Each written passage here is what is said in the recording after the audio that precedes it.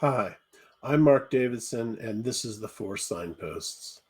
This video is a follow-up to the teaching video I posted a few days ago, which made the scriptural case for a post-trib rapture.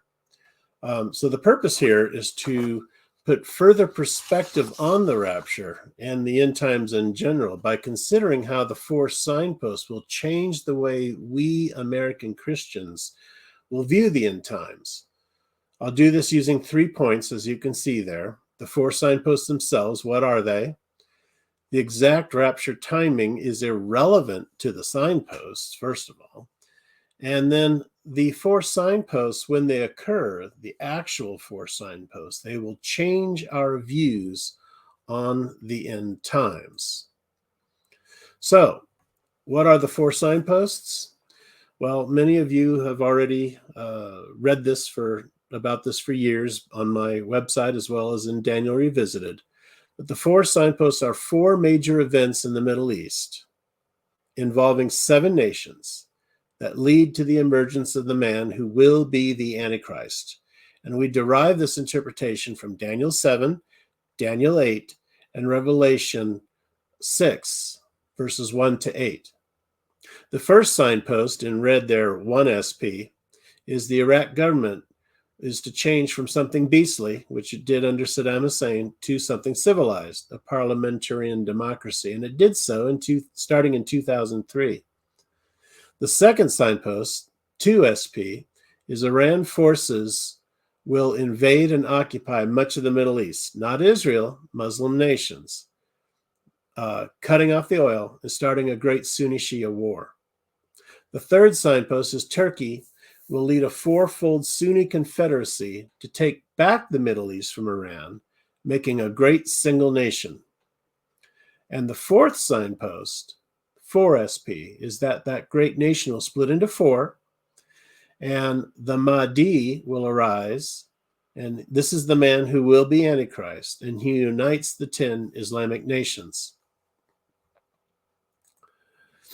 So here we'll look at a little end timeline here, an end time timeline, and talk about the timing of the rapture being irrelevant to the signposts.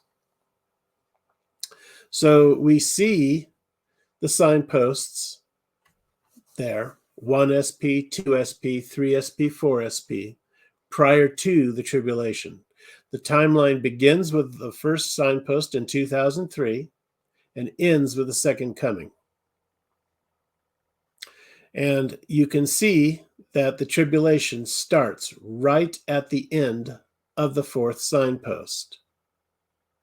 The divide between the fourth signpost and the tribulation is that covenant that is to be strengthened or confirmed with many. Popular teaching again says that this confirmation is made between the Roman Antichrist and Israel. However, the fourth signpost shows that this covenant will likely be between the Islamic Antichrist and his Muslims. And that teaching is also given elsewhere in my book and on my website. The tribulation middle is in red, as you see there. That's where the Antichrist will enter the temple and declare himself to be God. And you can see where we are in the present in 2024. We're toward the end of a time where it's kind of a break time between the first and second signposts. And you can see how all the proposed rapture timings, the rapture pre-trib, pre-wrath, and post-trib are all there along the tribulation there. The pre-trib rapture at the beginning, at the end of the fourth signpost, beginning of the tribulation. The post-trib raptures at the end of the tribulation, coming at the same time as the second coming.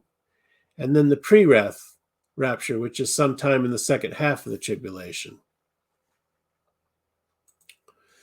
But the question then is what does this mean for us Christians in our perspective? And that is the signposts, when they occur, the second, third, and fourth, they will completely change our views.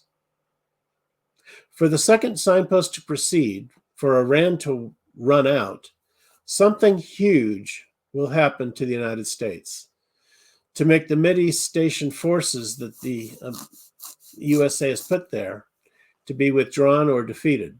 And this is per Daniel 8:4, because the Persian ram is to run out and not encounter any resistance. No one will have the power to rescue from the ram or resist the ram. So what would cause this to happen? What would cause American forces to likely withdraw? World War III with Russia and China? Civil War 2.0? Both? My bet is it's both. And my bet is also that it's very soon, starting next month to sometime in early 2025. Now, the second signpost, when it occurs, will result in the end of the petrodollar, destroying our standard of living with hyperinflation. Oil will also be many times higher in price. A barrel of oil will be hundreds of dollars per barrel, north of probably $400 or $500, due to 1/4 of the world's production being cut off, as they will cut off the oil spigot.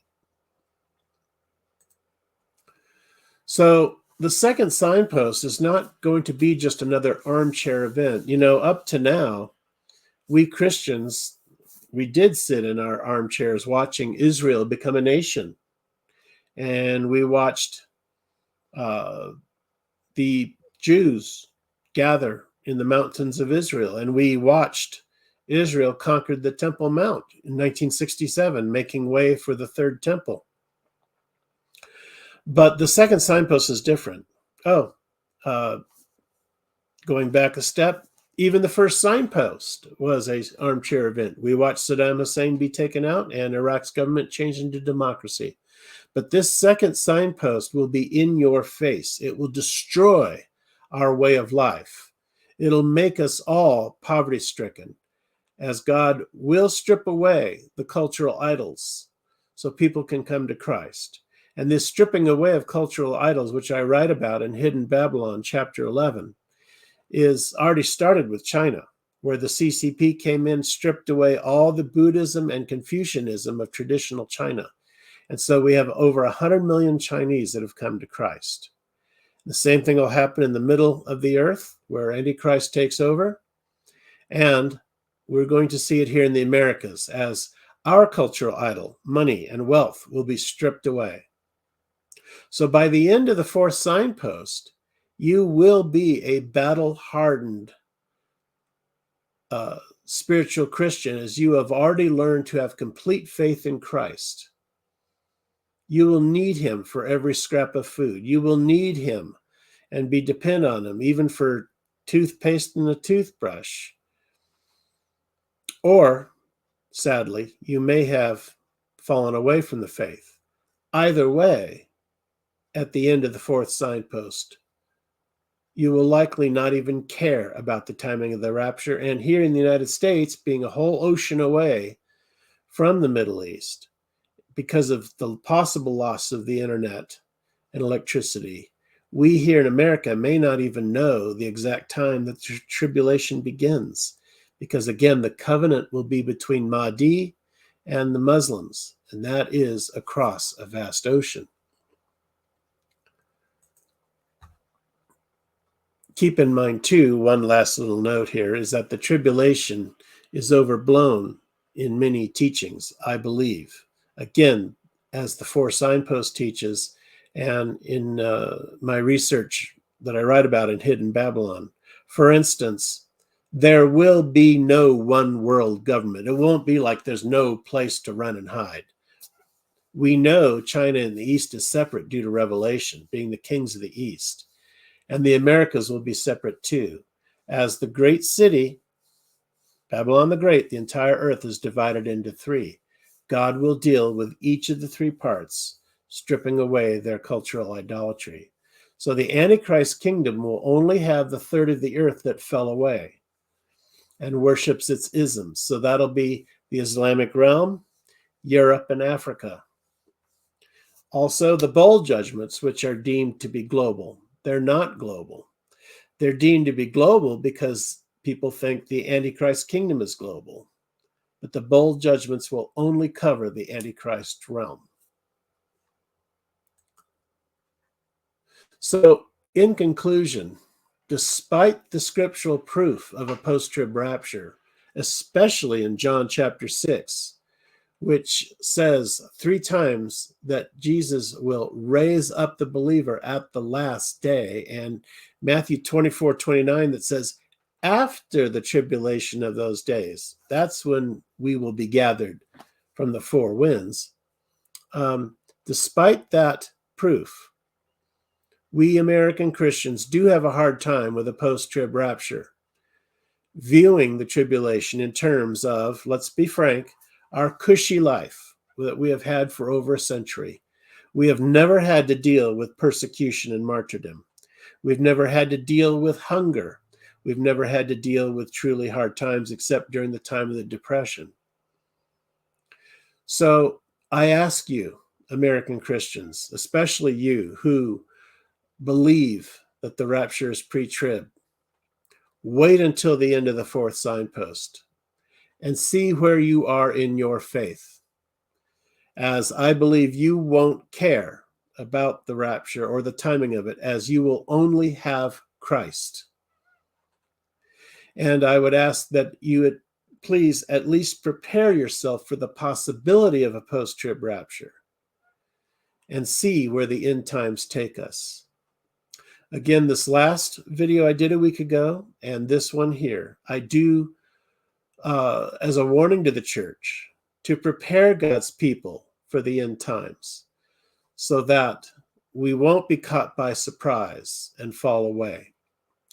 So in conclusion, I say God bless as you prepare and seek the truth, my brothers and sisters. And if you like this video, please hit the like button and subscribe to this channel. Thank you.